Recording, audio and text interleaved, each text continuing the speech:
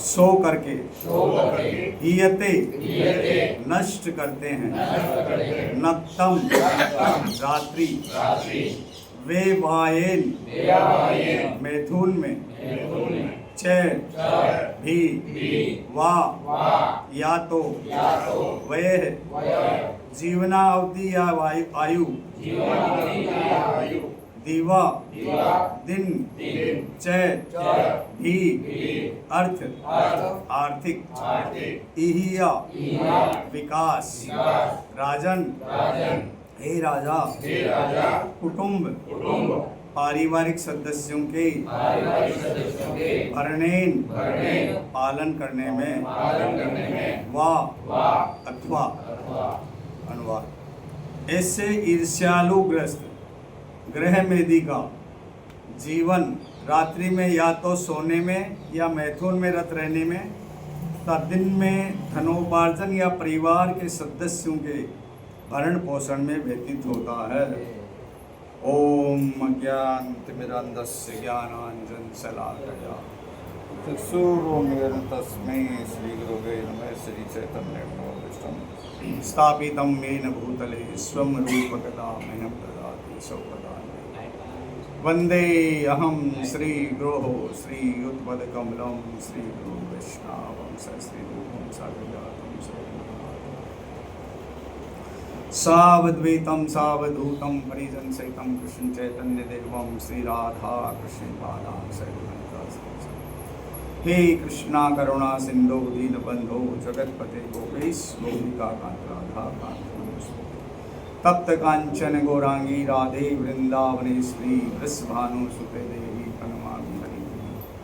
वंशा कल्पतरुभ्यश्च कृपा सिन्धुभ्यैव च पतितानां पावनेभ्यो वैष्णवेभ्यो श्री कृष्ण चैतन्य प्रभु नित्यानंद श्री अद्वैत गदाधर श्रीवासादि गौर भक्तवृंद। हरे कृष्णा कृष्णा कृष्णा हरे हरे हरे राम राम राम हरे हरे। सभी भक्तों को इस नित्यम भागवतम क्लास में स्वागत है। सभी को प्रणाम। आज कोई कारण से श्रीमान प्रभु जी एब्सेंट हैं, तो रोज़ आप लोग पनीर खा रहे हो, लेकिन आज खट्टी कड़ी है, उसी से काम चलाना पड़ेगा। तो जो भी है देखिए, श्रीमद् भागवतम स्कंद 2 अध्याय 1 ईश अनुभूति का प्रथम सोपान और श्लोक नंबर 3। निद्रा हीयते नक्तम वे वायेन च वावयः दिवाचार्ते हया राजन कुटुंब भरणेन वा। इस श्लोक को समझने से पहले हम लोग थोड़ा सा पीछे का देखते हैं कि परीक्षित महाराज सुखदेव गोस्वामी महाराज से प्रश्न पूछते हैं कि सभी व्यक्तियों को क्या करना चाहिए और विशेषकर मरणासन व्यक्ति को क्या करना चाहिए। और उसके बाद भागवतम की शुरुआत होती है और सुखदेव गोस्वामी इसमें उनको फिर बताते हैं क्या करना है क्या नहीं करना है। और जो सुखदेव गोस्वामी परीक्षित महाराज ने जो प्रश्न पूछा है, उनकी श्री सुखदेव गोस्वामी बुरी प्रशंसा करते हैं कि आपने जो भी प्रश्न किया है वो सभी के हित के लिए है, जन कल्याण के लिए है और मोक्ष प्राप्ति का साधन है। उन्होंने कोई अपने अकेले के नहीं पूछा, सबके लिए पूछा, तो बोले सबके कल्याण के लिए है। भौतिक जगत के लोगों को बोले करने के लिए, पिछले श्लोक में देखा कि करने के लिए बहुत कुछ है, सुनने के लिए बहुत कुछ है और जपने के लिए बहुत कुछ है। तो ये हमारी जो देवी प्रकृति है और आसुरी प्रकृति है, इसमें भेद बताया हुआ है। जबकि हमें जो आधुनिक सभ्यता है उसके हिसाब से ये श्लोक बताया गया कि आधुनिक सभ्यता के लोग क्या कर रहे हैं। तो क्या बताया, निद्रया मतलब सो करके, हीयते नष्ट करते हैं, नक्तम रात्रि मतलब हम रात्रि किस में नष्ट कर रहे हैं वो बता रहे हैं। वैवायेन मैथुन में, स्त्री संग में हम हमारे रात्रि बर्बाद कर रहे हैं। चय भी, और क्या कर रहे हैं, वह या तो वह जीवन अवधि आयु का, हमारी जो जीवन का जो बहुमूल्य कीमती समय, बेस कीमती समय, अनमोल जो हमें मनुष्य जीवन मिला, उसका दीवा दिन, चय भी, अर्थ आर्थिक या विकास, या हम आर्थिक विकास में दिन भर मेहनत करके मार्केट में सवेरे निकलते हैं, शाम तक उसमें हम अपना समय बर्बाद कर रहे हैं। राजन, हे राजा, परीक्षित महाराज बोले, कुटुंब पारिवारिक सदस्यों के भरने पालन करने में, वाह अथवा, और क्या कर रहे हैं, कुटुंब का भरण पोषण करने में हम समय बर्बाद कर रहे हैं। जबकि ये तो बोले कि बहुत आसानी से कुत्ते बिल्ली गधे इनको भी मिल ही रहा, ये तो आसुरी प्रवृत्ति है। गधा दिन भर बोझा ढोता है अपनी कैपेसिटी से ज़्यादा, सिर्फ किस लिए कर रहा है, सिर्फ इसलिए कर रहा है कि थोड़ा सा घास उसको मिलेगा, और रात में गधी के साथ स्त्री संग करके वो तुष्टि मिलेगी उसको। लेकिन गधे मतलब उसको, मूर्ख को ये पता नहीं है कि पूरे जगत के नाथ हैं जो जगन्नाथ हैं, उन्होंने घास की व्यवस्था तो हर चारों तरफ कर रखी है, कहीं भी वो घास खा सकता है। उसके लिए इतनी मेहनत करने की क्या जरूरत है।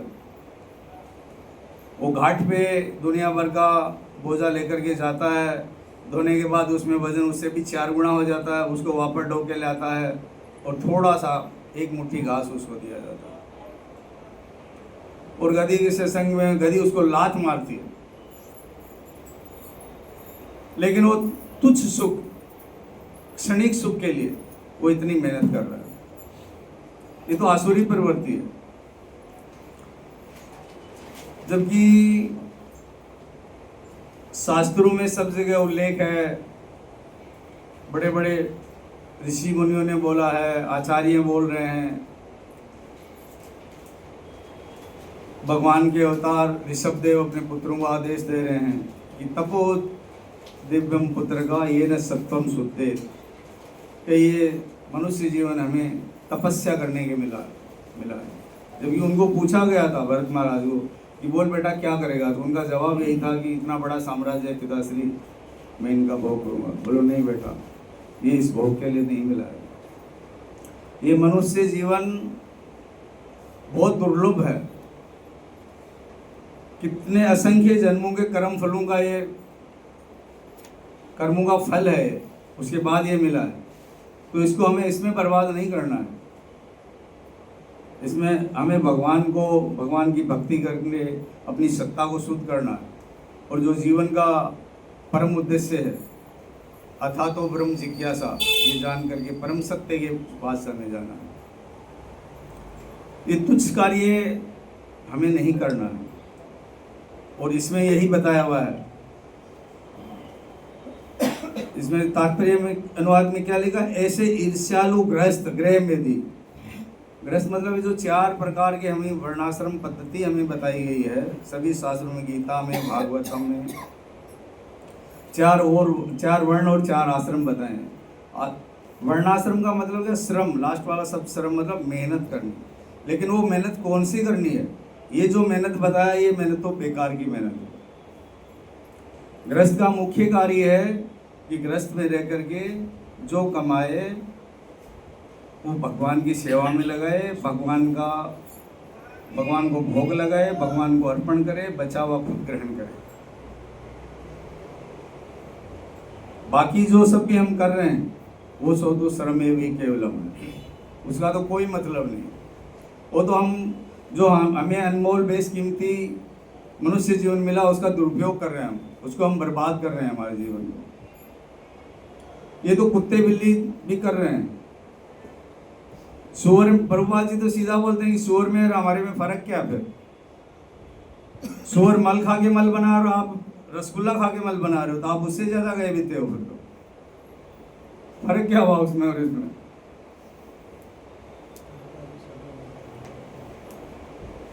तो हमें इसका सदुपयोग करना चाहिए। वर्ण आश्रम के हिसाब से हमें भगवान की भक्ति करनी चाहिए, इसीलिए मिला है। जो ये नहीं कर रहा है वो गृहमेधी।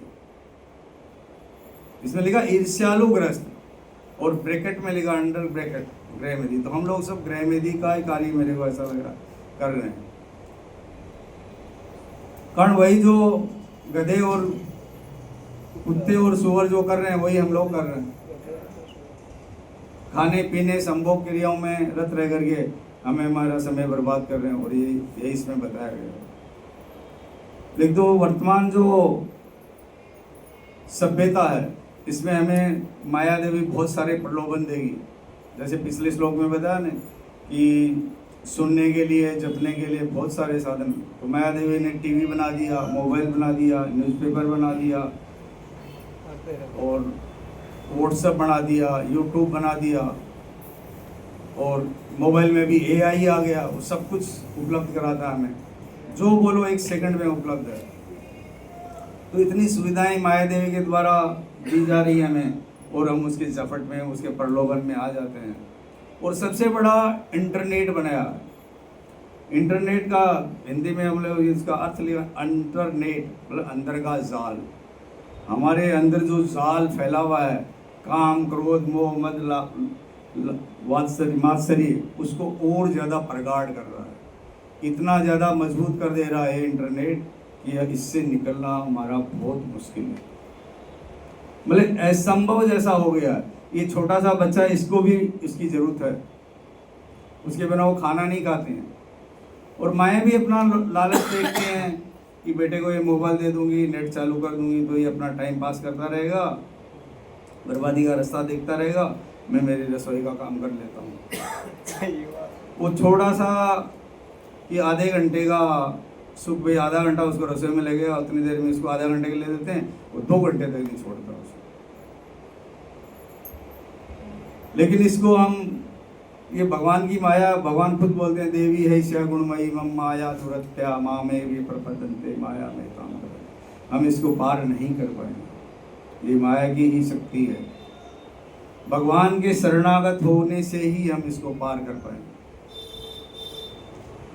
तो ये हमें समझना है। आचार्य बोल रहे हैं, गीता में लिखा हुआ है, भागवत में लिखा हुआ है कि आप मेरे को जानोगे, मेरे जन्म कर्म इनको जानोगे तो ही आप बोलो इस भवसागर को पार कर पाओगे, और तो ही मेरे पास आ पाओगे। सीधा रास्ता बताया, जन्म कर्म च में दिव्यम एवं यो हेति तत्वतः त्यक्त्वा देहम पुनर्जन्म नेति मामेति सो। कहे अर्जुन, जो मेरे शरणागत आ जाएगा वो मेरे को जान पाएगा, मेरे जन्म और कर्म। और ये जो हम दृष्टांत सुन रहे हैं परीक्षित महाराज और सुखदेव गोस्वामी का, ये दोनों का जन्म कर्म भी हमें जानना चाहिए। देखो इनका भी दिव्य है।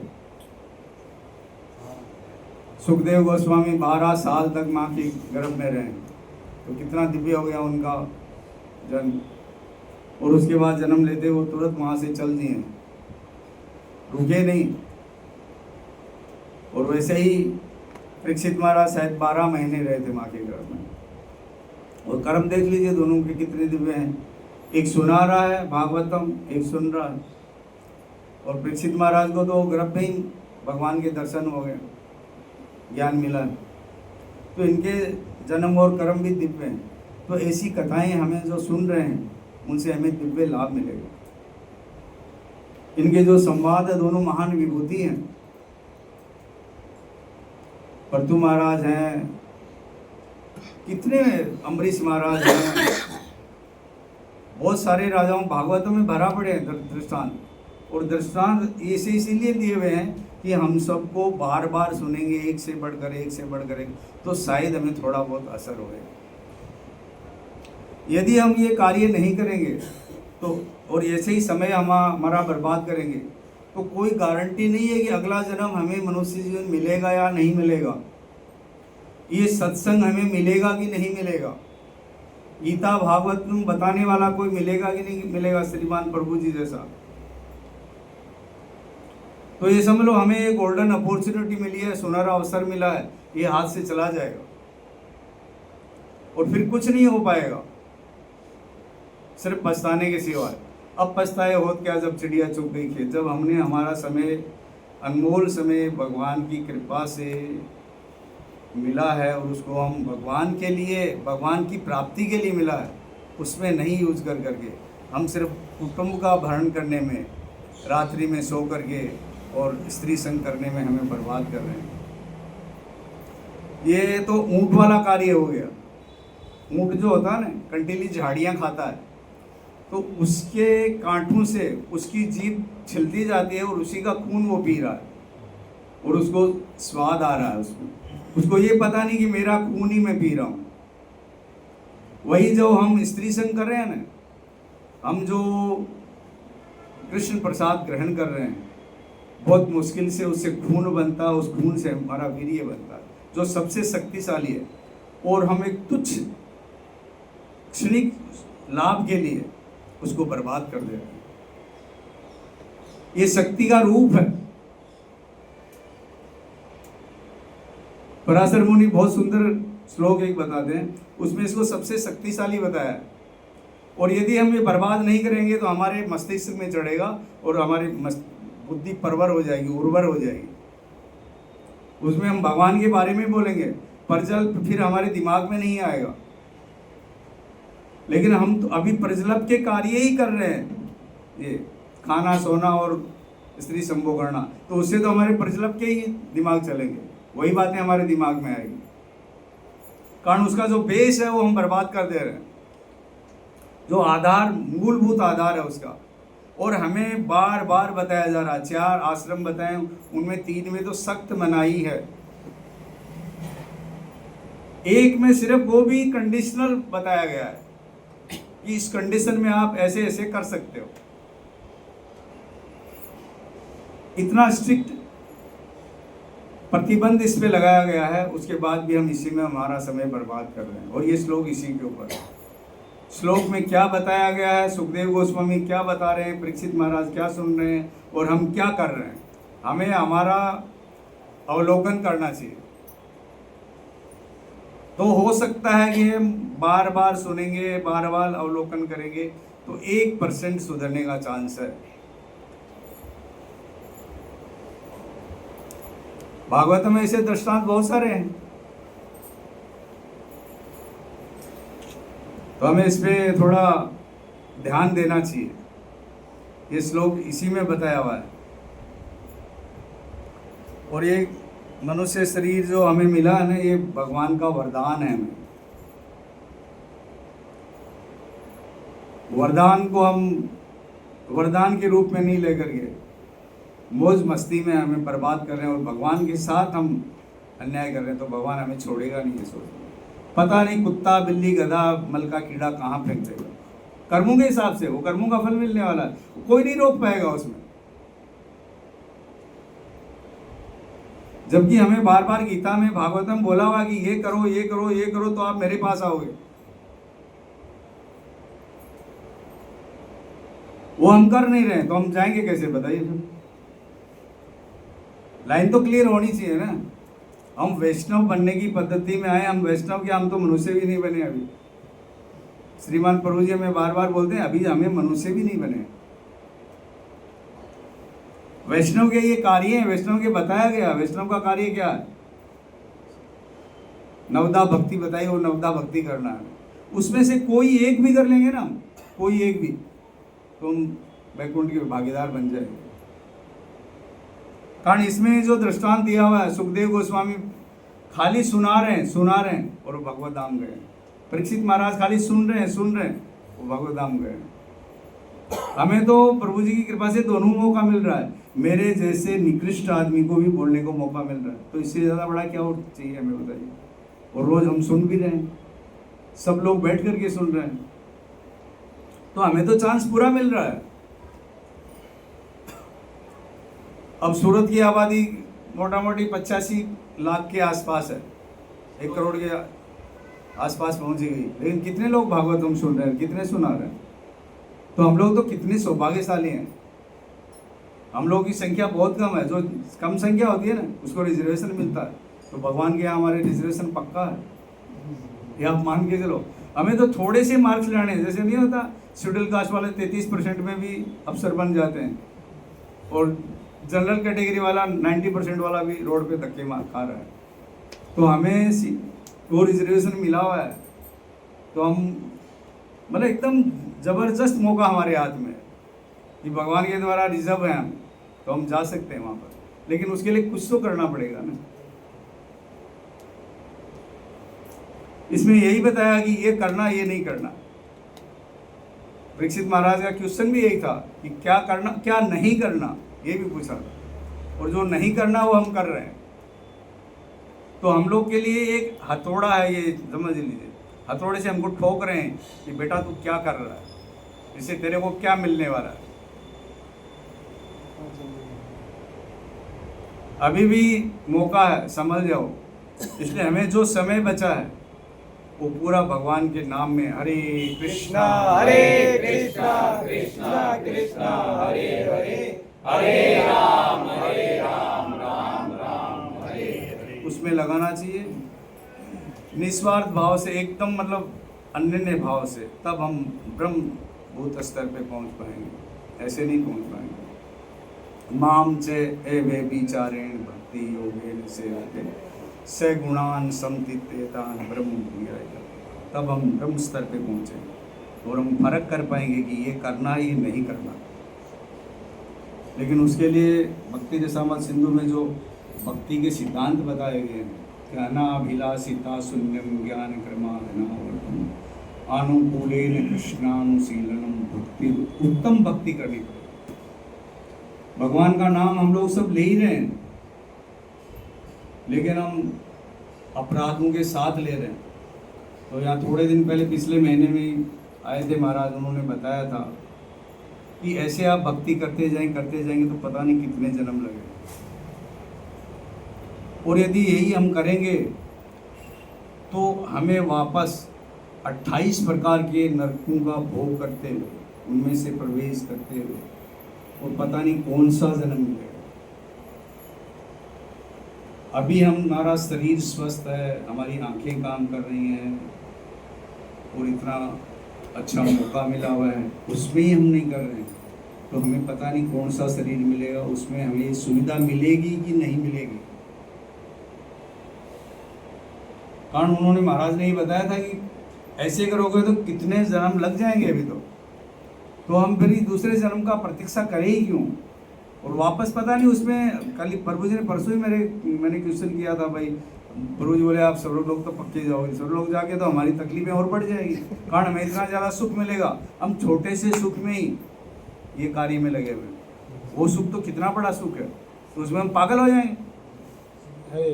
हमारे लिए तो सुख को पागल खाने के बराबर ही होगा, है समझ लो। कारण वो उतनी सुविधाएं मिलेगी तो हम उनको झेल नहीं पाएंगे। अब मेरी कैपेसिटी लाख रुपए की और मेरे पास करोड़ रुपए आ जाएगा तो मैं उल्टे सीधे काम ही करूंगा। वो तो 12 महीने 2 साल में पूरे हो जाएंगे। तरह तरह की गाड़ियां, लग्जरी गाड़ियां, दुनिया भर के शौक, बॉम्बे जाना, दारू पीना, और यही कर रहे हैं। ये यही बताया, इसमें और इसमें कोई फर्क नहीं है। मैं तो श्लोक के ऊपर ही बोल रहा हूँ, मैं मेरे मन से कुछ भी नहीं बोल रहा हूँ।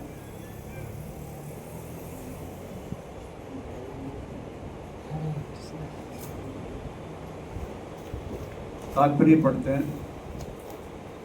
पहले श्रीधर स्वामी का और विश्वनाथ चक्रवर्ती ठाकुर का थोड़ा पढ़ लेते हैं। उनकी टीकाएं बहुत ज़्यादा अच्छी रहती हैं। श्रीधर स्वामी बोलते हैं कि उन ग्रह कार्यों में व्यर्थी आयु बीत जाती है, हमारा समय बर्बाद हो जाता है। इस बात को सुखदेव जी कहते हैं कि ग्रस्त मनुष्य रात्रि में अपनी आयु को या तो सोने में बिता देता है अथवा स्त्री के साथ संगम करने में बिता देता है। यही प्रभुपाद जी बोल रहे हैं, ये श्रीधर स्वामी बोल रहे हैं। तो एक आदमी नहीं, 2 आदमी बोल रहे हैं, हमें बल चेता रहे हैं कि अभी भी समय चेत चाहिए। फिर आगे क्या बोल रहे हैं, दिन में वह अपनी आयु को धन कमाने की इच्छा से उद्योग करता हुआ बिता देता है। क्या दिन में हम हमारे समय को कमाने में खराब कर रहे हैं। सूरत तो फिर भी ठीक है, बॉम्बे में 2 घंटे तो आने जाने में ट्रेनों में लग जाते हैं, फिर 12 घंटे की ड्यूटी। आदमी को 8 घंटा मिलते हैं, उसमें 2 घंटे वो खाना पीना बनाने में लगा देता है, कपड़े भी धोने पड़ते हैं, झाड़ू भी निकालनी पड़ती है। सोने का थोड़ा सा ही समय मिलता है, वो समय भी वो फिर इसमें जैसे बताया है स्त्री संग में लगा देता है। जब धन की प्राप्ति हो जाती है तो उससे अपने परिवार के पालन में अपनी आयु को बिता देता है। थोड़ा बहुत कमाई हो भी जाती है तो घरवाली बोलती है कि कैसा चल रहा काम धंधा, ये मीठे से बोलती है। थोड़ा सा भी आप सॉफ्ट पड़ गए तो फटाफट वो बोल देते हैं कि सोने के भाव रोज बढ़ते जा रहे हैं, थोड़ा सा ले आते हैं। जबकि वो पुरुष कोई पहन नहीं रहा, वो स्त्री पहन रही है। फिर थोड़ी सी और कभी मीठे से बोलते हो तो बोल दिया सेल लगी हुई है, वहाँ साड़ियाँ ले जाने, पैसा हमारा महीने भर का कमाया हुआ सेकंडों में चला जाता है, वहाँ 10-15 मिनट भी नहीं लगता। थोड़े दिन में बच्चे की स्कूल का टाइम हो जाता है, थोड़े दिन में कोई शादी ब्याह का टाइम हो जाता है। जयपुर में शादी है, यहाँ कपड़े की सूट खरीदने शुरू हो जाती है कि नहीं वो मेरे भाई की शादी है, ये मामा की शादी में जाएंगे तो बच्चों को अच्छे कपड़े चाहिए, वहाँ ये कपड़े नहीं चलेंगे जो आप पहनते हैं ना धोती कुर्ता, वो वहाँ नहीं चलेगा। आपको आना हो तो आप हिम्मत आओ करवा देंगे। मैं और मेरा बेटा तो जाएंगे और उनको अच्छे कपड़े चाहिए, और हम फटाक से 1 सेकंड में दे देते हैं। वो हमारे लुटेरे हैं, समझ। भागवत में 34 स्कंद में दिया हुआ है स्त्री पत्नी बच्चे ये सब लुटेरे हैं हमारे। माताएं नाराज मत हो जाना, मैं मेरे मन से नहीं बोल रहा हूँ, ये इसमें लिखा हुआ है। और मैं भी गृहस्थी हूँ, लेकिन मैं भी वो भोग ही रहा हूँ कहीं न कहीं। विश्वनाथ चक्रवर्ती ठाकुर क्या बोल रहे हैं कि वे अपनी आयु व्यर्थ ही व्यतीत करते हैं, मतलब उसका सदुपयोग नहीं कर रहे हैं, दुरुपयोग कर रहे हैं। वो कैसे? तो कहते हैं कि उनकी वह अर्थात आयु रात्रि में निद्रा द्वारा चुरा ली जाती है, क्योंकि रात्रि क्रम के लिए अनुपयुक्त है, अथवा काम रमण आदि में उनकी आयु कम हो जाती है।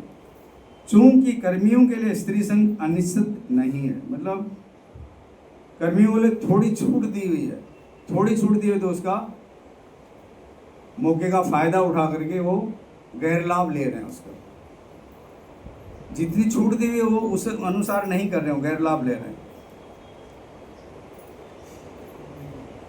तथा दिन में आयु अर्त्यया अर्थात इंद्रिय तृप्ति की वस्तुओं को संचित करने की स्पृहा से घट जाती है।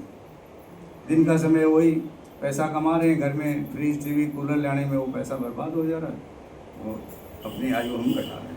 क्योंकि अर्थों के बिना व्यक्ति न तो कर्म की सिद्धि कर सकता है, नहीं अपने परिजनों का भरण कर सकता है। क्या ये भी जरूरी है? दोनों बात बोल रहे हैं कि ये भी जरूरी है, कारण भरण पोषण भी करना पड़ेगा। हमने शादी किया तो हम जवाबदारी निभानी पड़ेगी। क्योंकि कर्म योग में व्यक्ति द्वारा अपने कुटुंब भरणेन अर्थात कुटुंब का भरण पोषण करना उपदिष्ट है, चाहता कर्म की सिद्धि, ये भी कार्य करना ही पड़ेगा। लेकिन तो शास्त्र सम्मत कार्य उतना ही करिए। शास्त्रों में जगह जगह हमें उपदेश दिया हुआ है, नारद मुनि जगह जगह लिखते हैं कि कितना करना है। अब तात्पर्य से हम समझते हैं प्रभुपाद जी क्या बोलते हैं। तात्पर्य, वर्तमान मानव सभ्यता मुख्यतः रात्रि में सोने तथा मैथुन करने और दिन में धनोपार्जन करने और उसे परिवार के साथ भरण पोषण हेतु खर्च करने के सिद्धांत को बना देते। ये वर्तमान सभ्यता ही ऐसी है, इसमें बताया गया है। लेकिन हमें ये सभ्यता का पालन नहीं करना चाहिए। वर्णाश्रम जो पद्धति है उसमें हमें बताया हुआ है कि गृहस्थ का क्या कर्तव्य है। ये तो आसुरी प्रवृत्ति है। 2 प्रवृत्तियां नाम दिया हुआ है, देवी प्रवृत्ति और आसुरी प्रवृत्ति। हमें देवी प्रवृत्ति में कार्य करना चाहिए। प्रवृत्तिम चाहे निवर्तिम चाहे कौन सा कार्य करना चाहिए, कौन नहीं करना चाहिए। इससे संबंधित ज्ञान आत्म तत्व कहलाता है। जो लोग अत्यधिक भौतिकतावादी हैं वे इस ज्ञान से अनभिज्ञ रहते हैं। इसमें क्या लिखा कि जो लोग अत्यधिक भौतिकतावादी हैं, और इससे पहले क्या लिखा है, ज्ञान जो आत्म तत्व कहलाता है, वो आत्म तत्व का हमें ज्ञान नहीं है। ये ज्ञान नहीं मतलब हमें ज्ञान तो दिया जा रहा है लेकिन हम ले नहीं रहे, ग्रहण नहीं कर रहे हैं आत्म तत्व का। यानी यहाँ आत्म तत्व का ज्ञान ही दिया जाता है, तो वही हम लोग कर रहे हैं जो नरोत्तम दास ठाकुर का एक भजन है कि हरि हरि विफले जन्म गवाइनु। हम लोग जानबूझ करके हमारा मनुष्य जीवन गंवा रहे हैं। वो तो वैसे है जैसे जानबूझ करके हम विष खा रहे हैं। तो जानबूझ करके विष खाएंगे तो क्या होगा? मरना ही पड़ेगा। जब हमें शास्त्र निर्देश दे रहे हैं, आचार्य बता रहे हैं, व्यासपीठ पे हाजिर होकर प्रभु जी रोज हमें बता रहे हैं, दिशा निर्देश दे रहे हैं कि ये नहीं करना, फिर भी हम कर रहे हैं, तो जानबूझ के विस्कार रहे हैं। तो फिर ये अंधे कुएं में ग्रहम अंधकूपम है, इसमें पड़े रहेंगे। प्रहलाद महाराज बोलते हैं कि निकलने का कोई मौका चांस नहीं है। और प्रभुपाद जी भी बोलते हैं कि जो गृहस्थी में आ गया उसका 90% चांस तो भगवत धाम जाने का नहीं है, 5% चांस है। लेकिन वो तभी संभव हो पाएगा कि ये कार्यों से हम निवृत्ति लेंगे और सद कार्यों में लगेंगे, शास्त्र सम्मत कार्यों उनमें लगेंगे। जो लोग अत्यधिक भौतिकतावादी में इस ज्ञान से अनभिज्ञ हैं और भौतिक भोग के लिए आर्थिक विकास के प्रति अधिक उन्मुख होते हैं, वो भौतिक भोग के प्रति ज़्यादा से ज़्यादा उन्मुख होते रहते हैं। एक फ्लैट ले लिया, दूसरा फ्लैट ले लिया, तीसरा ले लिया, बोले ये छोटा पड़ रहा है, ये छोटा पड़ रहा है, क्योंकि पहले उसमें काम चल ही रहा था। और वो होता क्या है, जो कमाई है उसमें चली जाती है, हमारे पास कुछ नहीं रहता, टन टन गोपाल रहते हैं। और वो भी हमारे पास, देखो हम इतनी भी मेहनत करके बच्चों के लिए कर रहे हैं कि ये बड़ा होगा, ये करेगा, उसको अच्छी स्कूल में डालते हैं, अच्छी, वो कनाडा चला गया, अमेरिका चला गया, हमें भूल जाता हो, हमें याद भी नहीं करता। हमारा जो कीमती समय था उसमें पैसा कमा करके वो पैसे हम बच्चों के विकास के लिए लगा दिए और वो बच्चे हमें याद नहीं कर रहे। ज़्यादा से ज़्यादा ये होगा कि थोड़ा बहुत तकलीफ आएगा तो बोल देंगे कुछ मैं भेज रहा हूँ, उसे काम चला लेना। ये नहीं बोलते हैं कि दुनिया भर का भेज रहा हूँ, आराम से आपका काम चला, बोले थोड़ा भेज रहा हूँ, उसे आप काम चला लेना, मेरे पास अभी टाइम नहीं आने। या फिर पड़ोसी को फ़ोन कर देंगे कि मेरे पिताजी की तबीयत खराब है, दिखा लेना, कुछ पैसा लगेगा तो हम तेरे को बाद में भेज देंगे। तो जिसके लिए हम कर रहे हैं वो हमारे साथ क्या कर रहा है, ये सबके साथ हो रहा है। मैं गुजरातियों से जुड़ा हुआ हूँ, गुजरातियों से मेरा व्यापार है, गुजरातियों के हर दूसरे तीसरे घर का आदमी, कोई कनाडा, रसिया, जर्मनी, अमेरिका, सब जगह गए हुए, उनकी सबकी यही गति हो रही है। उनको एक पानी का गिलास पकड़ाने वाला भी कोई नहीं है। जिसने पूरा समय अपना जीवन का कमाई धमाई करके उनमें लगाया, अभी तो नया सिस्टम आया, उसमें एजुकेशन लोन मिलता है, वो बेटा पढ़ाई करके वो एजुकेशन लोन लेके चला गया बाहर और हमें चुकाना पड़ता है। और जब हम बोलते हैं ना कि भाई किस्त है, तो बोले तू इतना भी नहीं कमा रहा क्या, मांगूंगा तब दे दूंगा ना, तो हमें ही चुकाना पड़ रहा है। ये एकदम प्रैक्टिकल बातें हैं सब। आप लोगों के बच्चे शायद नहीं गए होंगे, लेकिन जिनके गए हैं उन्हें मैं बता रहा हूँ।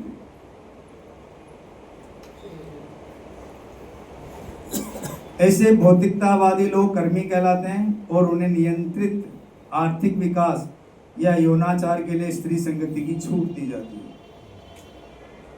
जो लोग कर्मियों से श्रेष्ठ हैं, यथा ज्ञानी, योगी तथा भक्त, उनके लिए यौनाचार सर्वथा वर्जित है, स्ट्रिक्टली प्रोहिबिटेड। इंग्लिश में एक शब्द है कि इधर आना भी नहीं है। जब कोई बड़ा अफसर आता है, मोदी आता है, सीएम आता है, तो हम लोग को क्या इधर आना ही नहीं है, पुलिस वाले खड़े रहते हैं। वैसे ही प्रभुपाद जी इसमें बोल रहे हैं कि ज्ञानी, योगी तथा भक्त के लिए यौनाचार सर्वथा वर्जित है। सर्वथा मतलब सभी टाइम। और हम लोग के ऊपर तो खास ये बात लागू होती है, कारण हम सब वो लोग ये पड़ाव पार कर चुके हैं, तो हमें समझ जाना चाहिए।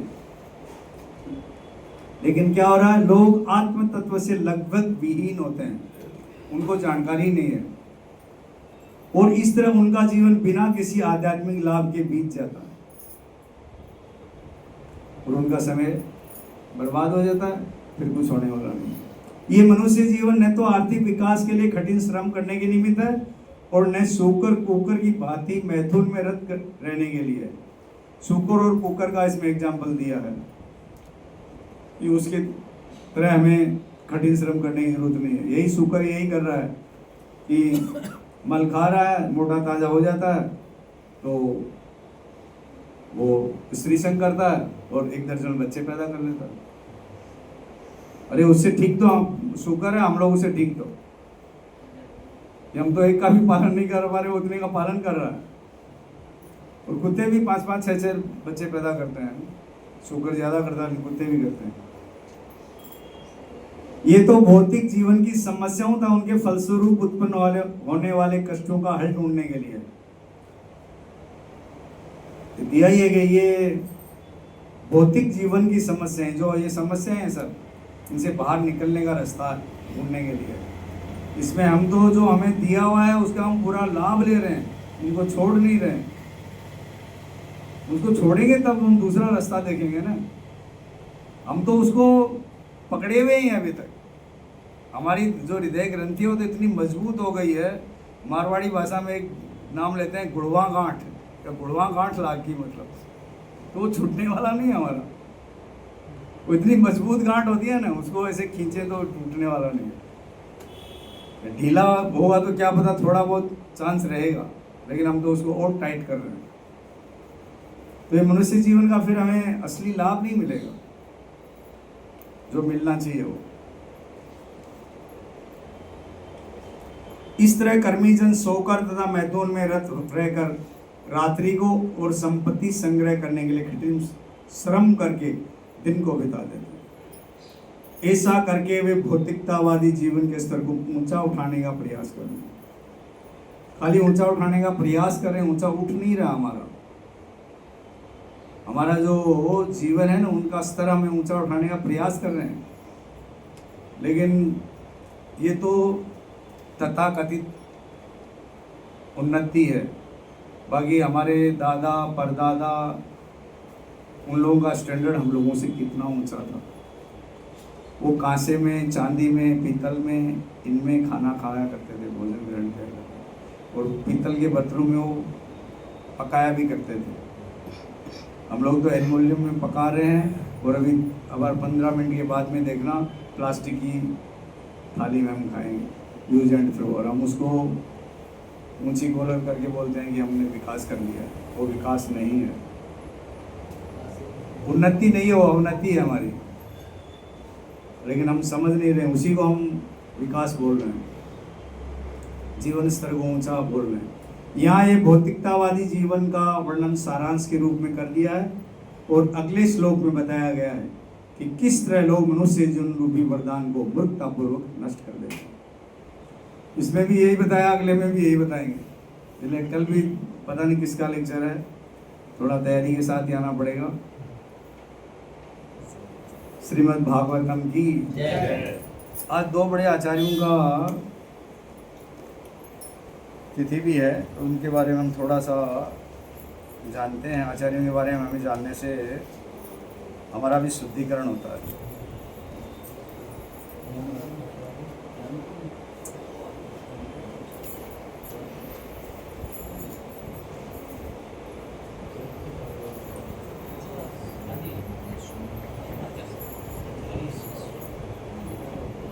एक तो भूगर्भ गोस्वामी का है,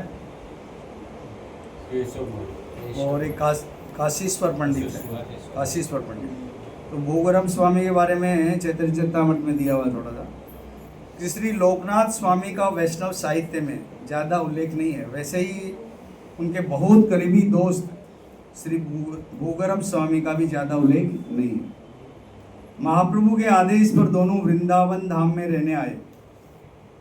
उनके दिल अलग नहीं थे, मतलब दोनों एक ही थे। कौन कौन? लोकनाथ स्वामी और भूगर्भ स्वामी।